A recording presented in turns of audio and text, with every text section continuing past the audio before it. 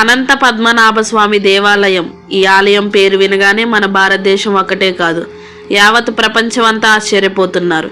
ఈ ఆశ్చర్యం కలగడానికి కారణం ఏమిటో 2011లో కేరళలో ఉన్న అనంత పద్మనాభ స్వామి దేవాలయంలో బయటపడిన కొన్ని కోట్లకి సమానమైన బంగారం, వెండి, హారాలు, వజ్రాలు, రత్నాలు బయటపడ్డాయి.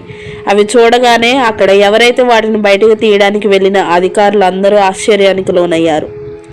అక్కడున్న వారికి అంత సంపద చూడగానే భయం ఏర్పడిందంట. ఇక అప్పుడు మొదలుపెట్టిన పరిశోధనలు ఇప్పటి వరకు జరుగుతూనే ఉన్నాయి. ఈ క్రమంలో చాలా విషయాలు బయటకు వచ్చాయి.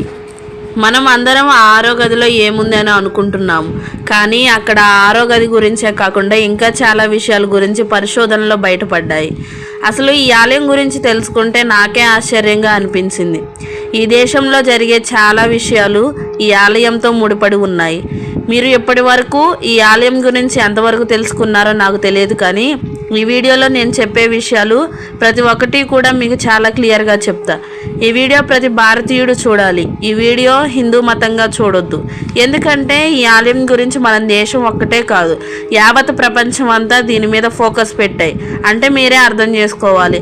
అంతేగాని దేశంలో జరిగే మత రాజకీయాలకి దీనికి సంబంధం లేదు. ఇక మనం వీడియోలోకి వెళ్ళిపోదాం.